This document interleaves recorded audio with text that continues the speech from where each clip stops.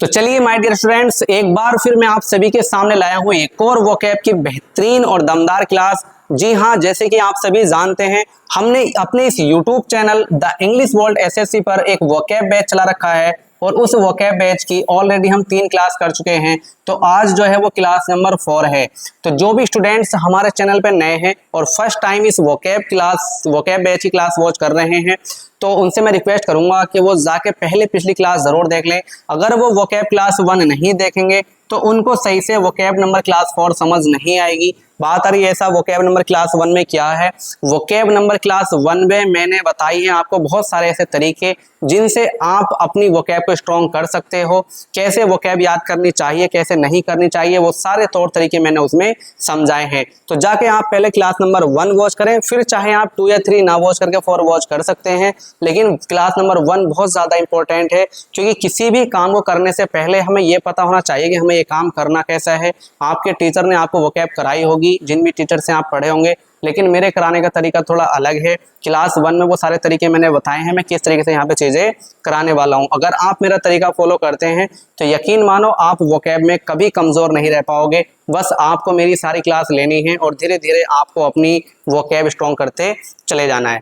तो चलिए अब ज्यादा टाइम वेस्ट ना करते हुए मैं आपको सीधा कराता हूँ आज की वोकैब। और जो आज की हमारी वोकैब है उसका फर्स्ट वर्ड है हमारा मॉर्टल। जैसे आपको पता है कि हमारे पास कुछ वर्ड्स होते हैं और सिर्फ उनके सिनोनियम उसमें दिए गए होते हैं, वो भी पढ़ने के लिए याद नहीं करने होते सिनोनियम। जी हाँ दोस्तों, आपको ना सिनोनियम याद नहीं करने हैं। अगर आप सिनोनियम याद करने में अपना टाइम वेस्ट करोगे तो सिनोनियम भी याद नहीं कर पाओगे, ना आप वोकैब कर सकते। क्योंकि ऐसा है, कम से कम 500 हजारों वर्ड आपने मान लो याद करे और उनके 2-2, 3-3 सिनोनियम कहाँ तक याद रखोगे। ये इसका सिनोनियम था, ये इसका एंटोनियम था। आप इतने ज्यादा वर्ड में ना रिल जाते हो, फंस जाते हो कि इसका सिनोनियम क्या है, इसका एंटोनियम। फिर आप क्या करते हो, बहुत ज्यादा उलझन में आ जाते हो कि यार ये किसी का तो सिनोनियम था लेकिन ध्यान नहीं आ रहा किसका था। ठीक है, तो उस तरीके में आप नहीं फंसोगे, मेरी बात मानोगे तो चलिए फर्स्ट वर्ड है हमारा मॉर्टल। मॉर्टल की पार्ट्स ऑफ स्पीच होती है एडजेक्टिव। ठीक है, और इसका मीनिंग क्या है, इसका मीनिंग है लाइबल टू डाई। ठीक है, कोई ऐसी चीज जिसका जीवन भी हुआ है और उसे मरना भी है एक दिन, उसे बोलते हैं मॉर्टल। जैसे मैं बोलूं जी हाँ मैं भी क्या हूं, मॉर्टल। आप सभी क्या हैं, मॉर्टल। हमारी फैमिली, हमारे रिलेटिव्स, या यूं कह लीजिए इस सारी दुनिया के लोग जो आज मौजूद हैं इस दुनिया के अंदर और हमें दिखाई देते हैं चलते फिरते, जिनको हम सुनते हैं, जिनसे हम बात करते हैं, वो सब क्या है, मॉर्टल हैं। क्योंकि उन्हें एक ना एक दिन इस दुनिया से जाना जरूर है। तो वो चीज, वो जानवर, वो इंसान, वो पशु, वो पक्षी, ठीक है, वो जीव जंतु सब है ना, जिनका जीवन है, जो आज इस दुनिया में है, वो एक दिन इस दुनिया से जाएंगे भी। उन्हें ही बोलते हैं क्या, मॉर्टल। तो याद रखेंगे, मॉर्टल उसे बोलते हैं जिसे एक दिन मरना है, जिसे एक दिन मरना है। ठीक है, तो इसका सिनोनिम क्या हो गया, पेरिशेबल, ह्यूमन और फेटल। ठीक है, तो ऑल लिविंग बीइंग्स, मतलब जितनी भी लिविंग बीइंग्स हैं, है ना, आर मॉर्टल, यानी कि सभी जीव क्या है, बोलो मरणशील हैं। मरणशील मतलब इन्हें एक दिन मरना जरूर है। तो चलिए पहला वर्ड आपके दिमाग में बैठ चुका होगा, मॉर्टल। ठीक है, नेक्स्ट वर्ड है आपका हैपलेस। आज का नेक्स्ट वर्ड हैपलेस है। इसकी पार्ट्स ऑफ स्पीच होती है एडजेक्टिव। हैपलेस मतलब होता है अनफॉर्चुनेट और अनलकी। ठीक है, मतलब दुर्भाग्यशाली होना, या आप ये कह लीजिए खराब किस्मत का होना, आपकी किस्मत अच्छी ना होना, वो चीज कहलाती है क्या, हैपलेस। ठीक है, तो इसका सिनोनियम बन जाएगा अनलकी, इल फेटेड। आपका जो फेट है, किस्मत है, वो बोलो कैसी है, इल है, डूम्ड है बिल्कुल। ठीक है, तो the hapless boy lost his money in the market. तो वो दुर्भाग्यशाली लड़का बाजार में अपना पैसा खो बैठा, यानी कि मार्केट गया होगा वो और उसने सारा अनफॉर्चुनेटली क्या करा, अपना पैसा खो दिया। ठीक है, तो वो चीज क्या कहलाती है, वो चीज कहलाती है हैपलेस। उसकी किस्मत खराब रही, दुर्भाग्यशाली रहा, वो किस्मत वाला नहीं रहा, यानी कि भाग्यशाली नहीं रहा। ठीक है, अकस्टम्ड, नेक्स्ट वर्ड है अकस्टम्ड। इसकी पार्ट्स ऑफ स्पीच होती है एडजेक्टिव। अकस्टम्ड का मतलब क्या होता है, फैमिलियर विद, किसी के साथ घुल मिल जाना, किसी चीज की आदत पड़ जाना, उसके लिए यूज कर लेते हैं हम क्या, अकस्टम्ड। तो इसका मतलब होता है आदती। मान लो आपको किसी चीज की आदत पड़ चुकी है, आपको किसी इंसान की आदत पड़ चुकी है, वो चीज कहलाती है क्या, अकस्टम्ड कहलाती है। ठीक है, तो अब जो यहाँ पे वर्ड लिखा हुआ है सिनोनिम में, इसका लिखा हुआ है हैबिचुएटेड। आपको पता होगा हैबिचुएटेड भी होता है आदती, यूज्ड टू किसी का आदी हो जाना, अडेप्टेड। ठीक है, ये सब इसके सिनोनिम बन जाएंगे। He is accustomed to waking up early. वह जल्दी उठने का आदी हो चुका है, यानी कि सुबह में जल्दी उठना उसकी क्या बन चुकी है बोलो, आदत। उसे सुबह में देर तक नींद नहीं आती, सुबह में ऑटोमेटिक डेली उसे कोई ना भी उठाए तो उसकी आंख खुल जाती है। उसे बोलते हैं क्या, अकस्टम्ड, किसी चीज का आदी हो जाना, किसी चीज की आदत पड़ जाना, लत लग जाना, जिसे बोलते हैं ना लत। ठीक है, नेक्स्ट वर्ड है हमारा एंथुजियाज्म। एंथुजियाज्म एक नाउन होता है और इसका मीनिंग क्या होता है, ग्रेट एक्साइटमेंट और इंटरेस्ट। किसी चीज में आप बहुत ज्यादा एक्साइटमेंट दिखा रहे हो अपना, या बहुत ज्यादा इंटरेस्ट दिखा रहे हो, उसे बोलते हैं क्या, एंथुजियाज्म, जिसे बोलते हैं उत्साह, उमंग, जोश, जुनून, जज्बा। इतने सारे वर्ड आप बोल सकते हैं इस वर्ड के लिए। और एंथुजियाज्म एक ऐसा वर्ड है, बहुत अच्छा वर्ड है। अगर आपके अंदर एंथुजियाज्म नहीं है ना, तो यकीन माने आप अपने फील्ड में कामयाब नहीं हो सकते। जिस भी फील्ड में आप हैं, अपनी जिंदगी सेटल करने में लगे हुए हैं, आपके अंदर एंथुजियाज्म होना बहुत जरूरी है।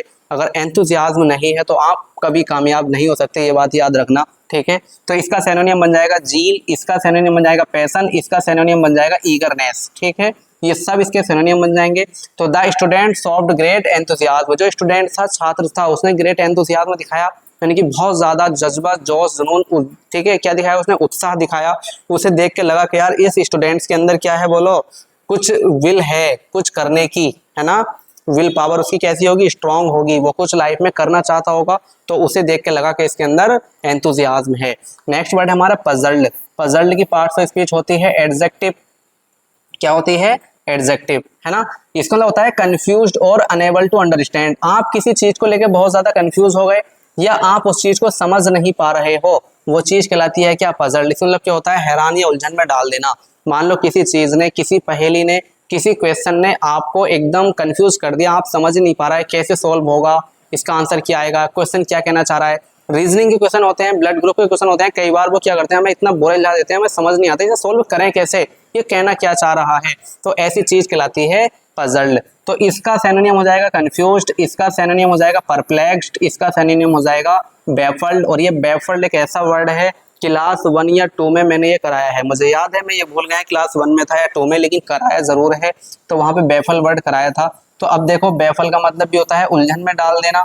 ठीक है, बैफल का मतलब भी होता है उलझन में डाल देना।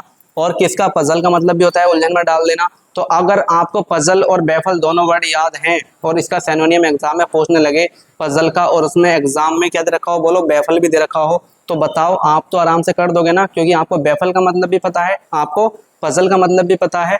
तो बस इसी तरीके से हमें वर्ड याद करने होते हैं। बताओ कहाँ आपको सिनोनिम याद करने की जरूरत पड़ी, आप तो सिनोनियम खुद ही बता दोगे कि सर इसका सिनोनियम बैफल बनेगा या बैफल का सिनोनियम पजल बनेगा। मैंने तो सिनोनियम याद भी नहीं कराया, आपने वर्ड याद करा, आप खुद से ही छांट लोगे। तो बस यही तरीका आपको अपनाना है। ठीक है, she looked puzzled at the question, यानी कि वह प्रश्न देखकर वो लोग क्या थी, हैरान थी। प्रश्न उसकी समझ नहीं आया, बहुत ज्यादा डिफिकल्ट होगा या उलझन वाला होगा, जिसने उसे क्या कर दिया बोलो, कंफ्यूज कर दिया।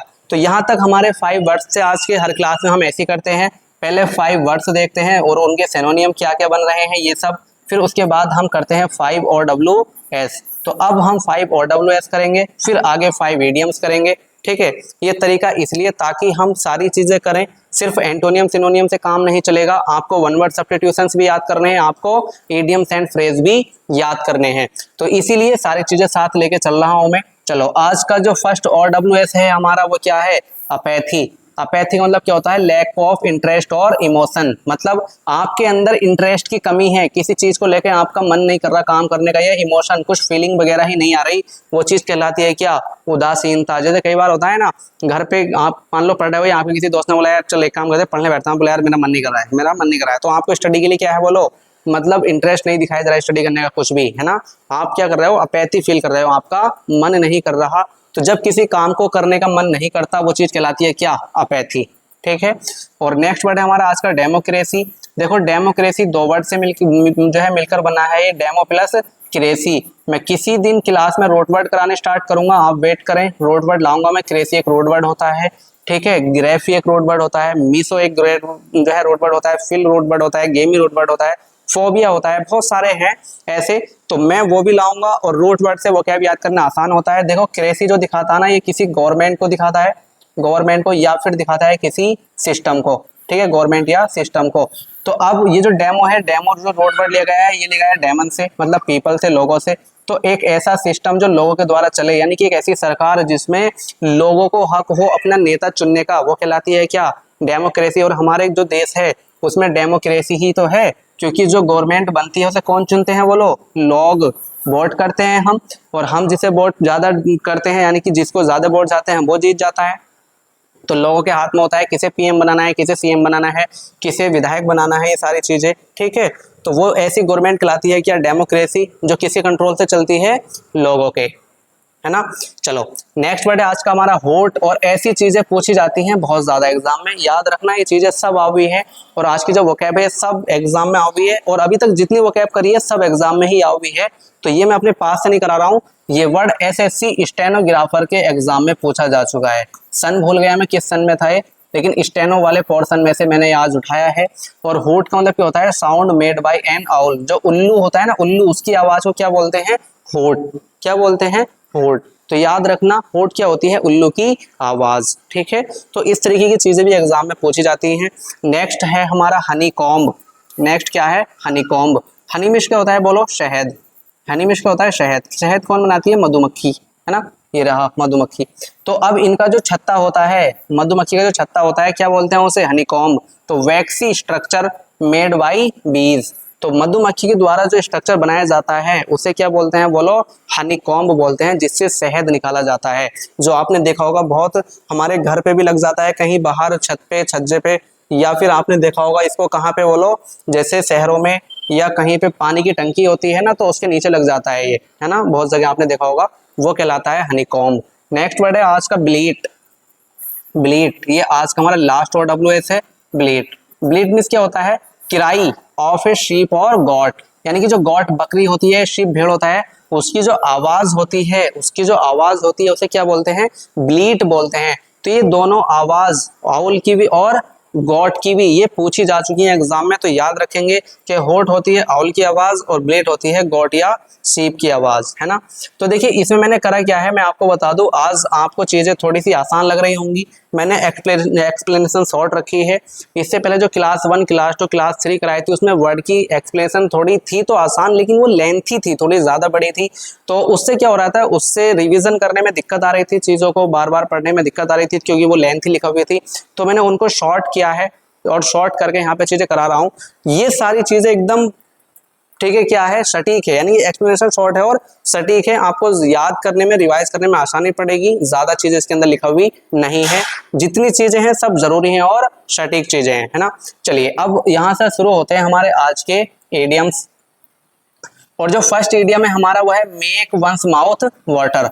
मेक वंस माउथ वाटर का मतलब क्या होता है? देखो, मान लो आपने कोई चीज सुनी और आपके मुंह में पानी आ गया, तो या तो वो चीज सुनते के साथ ही आपके मुंह में क्या आ गया? बोलो, लालच आ गया उस चीज को खाने का, या उस चीज का नाम सुन के आपके पेट में भूख लगने लगी उस चीज को खाने के लिए। वो चीज कहलाती है मेक वंस माउथ वाटर, है ना। तो टू फील हंग्री और टेम्पटेड। तो याद रखना इसका मतलब क्या हो गया? मुंह में पानी आ जाना, ठीक है। जैसे होता है ना, कई बार अच्छी चीज की बात कर लूं मैं, जैसे कुछ भी खाओगे, रसमलाई खाओगे, रसगुल्ला खाओगे, गुलाब जामुन, ठीक है। तो ऐसा होता है ना, कई बार इतनी अच्छी अच्छी चीज सुन के, या कुछ भी जैसे गोलगप्पे, है ना, हमने सुना, और ऐसी चीज सुन के हमारे मुंह में पानी आ गया, एकदम खाने को मन करने लगा, या उनके नाम से भूख लगने लगी हमें, वो चीज कहलाती है क्या? मेक वंस माउथ वाटर, मुंह में पानी आ जाना, ठीक है। चलिए नेक्स्ट वर्ड है हमारा ए स्टफ्ड शर्ट। ए स्टफ्ड शर्ट का मतलब क्या होता है? ए बोरिंग, कोई बोरिंग पर्सन है, या फिर कैसा पर्सन है? बोलो, सेल्फ इंपॉर्टेंट, एक ऐसा पर्सन जो सिर्फ अपना आप को ही क्या समझता है? बोलो, बहुत ज्यादा इंपॉर्टेंट समझता है। वो ये अपना आप को ये समझता है कि बस जो हूँ मैं ही हूँ, बाकी और कुछ नहीं है, मुझसे बेकार है सब, मुझसे नीचे हैं। ऐसे इंसान को बोलते हैं क्या? ए स्टफ्ड शर्ट। जिसे बोलते हैं घमंडी या दिखावटी इंसान। तो होते हैं ना कुछ दिखावटी इंसान, जैसे अगर एक जगह 10 लोग काम कर रहे होंगे ना, तो उन 10 में गारंटेड एक ऐसा जरूर होगा जो अपना आप को बहुत ज्यादा वो समझता होगा कि मैं सबसे ऊपर हूँ, ये वो सारी चीजें आप जानते हो क्या समझता होगा वो, अपना अलग ही रहता होगा, ओवर एक्टिंग में, घमंड टाइप। तो वही चीज कहलाती है क्या? ए स्टफ्ड शर्ट, एक ऐसा इंसान जो बहुत ज्यादा घमंडी हो, है ना। चलिए नेक्स्ट वर्ड है आज का to break a leg. To break a leg का मतलब क्या होता है? बेस्ट ऑफ लक, शुभकामनाएं देना, ठीक है। किसी मंच पे कोई बंदा कोई परफॉर्मेंस करने जा रहा है ना, किसी भी चीज में कुछ काम करने जा रहा है वो, और आप उसे बोल रहे हो कि बेस्ट ऑफ लक, है ना, आप उसे शुभकामनाएं दे रहे हैं, तो वो शुभकामनाएं कहलाती हैं टू ब्रेक ए लेग। ठीक है, तो याद रखेंगे to break a leg means क्या होता है, शुभकामनाएं देना। और उसके बाद जो नेक्स्ट इडियम है वो क्या है, in a tight corner, in a tight corner. अब सुनो आप, कॉर्नर क्या होता है, जैसे कोई ये चीज है, अब आप यहाँ पे कॉर्नर में फंस गए और एकदम टाइट है वो, ऐसे फंसे पड़े हो बुरी तरीके से, तो इसका मतलब आप किस में हो बोलो, दिक्कत में हो, परेशानी में हो, मुसीबत में हो। तो अगर आप किसी टाइट कॉर्नर में फंस चुके हो तो मुसीबत में हो, यानी कि परेशानी में हो, तो उसे ही बोलते हैं इन ए डिफिकल्ट सिचुएशन। तो एक ऐसी सिचुएशन में होना जो बहुत ज्यादा क्या है बोलो, मुश्किल है, बहुत ज्यादा मुश्किल है, तो ऐसी सिचुएशन में होना क्या कहलाता है, इन ए टाइट कॉर्नर कहलाता है। ठीक है, चलिए आज का हमारा जो लास्ट इडियम्स है वो क्या है, from the horses mouth, from the horses mouth. कोई चीज हॉर्स के माउथ से आई है, इसका मतलब एक रिलायबल पर्सन से आई है, ठीक है, रिलायबल सोर्स से आई है, जिसपे आप क्या कर सकते हो बोलो, आंख मीच के भरोसा कर सकते हो, वहां से आपको कोई चीज मिली है, वो चीज कहलाती है क्या, फ्रॉम द हॉर्सेस माउथ, है ना। तो फ्रॉम ए रिलायबल सोर्स मतलब क्या होगा, सीधे स्रोत से जानकारी, आपको कोई जानकारी मिली और ऐसी जगह से जानकारी मिली जिसपे आप शक नहीं कर सकते, वही चीज कहलाती है क्या, फ्रॉम ए हॉर्सेस माउथ, है ना। तो चलिए ये आज के हमारे एडियम्स भी हो गए, 5 हमने वर्ड्स करे, 5 OWS और 5 एडियम्स। आज की जो एक्सप्लेनेशन थी थोड़ी सी शॉर्ट थी लेकिन सटीक थी, उससे क्या होगा, हमारी क्लास करने का टाइम भी बचेगा। ठीक है, क्लास हमारी कम समय में होएगी, क्लास देखने में हमारा ज्यादा टाइम वेस्ट नहीं होगा, फिर बाद में उसे रिवाइज करने में भी ज्यादा टाइम नहीं लगेगा, है ना। तो चलिए आप नई क्लास देखी और कमेंट्स करके ये बता दीजिए कैसी रही क्लास, आज की एक्सप्लेनेशन आपकी हेल्पफुल रही या नहीं, क्लास का जो पैटर्न रहा वो पहले से बेहतर था या नहीं, तो वो सारी बातें आप कमेंट्स करके बता सकते हैं। और अभी तक अगर आपने हमारा चैनल सब्सक्राइब नहीं किया और हमारे चैनल पर नए हैं तो आप चैनल को सब्सक्राइब करके रखें ताकि नेक्स्ट क्लास आप मिस ना कर पाओ, क्योंकि रोज़ मैं आपके लिए बहुत बेहतरीन क्लासेस लाता रहता हूँ। ठीक है, तो चलिए मिलते हैं फिर एक और नेक्स्ट क्लास में, एक और बेहतरीन दमदार क्लास के साथ। तब तक के लिए अपना ख्याल रखें और पढ़ाई करते रहें। Best of luck.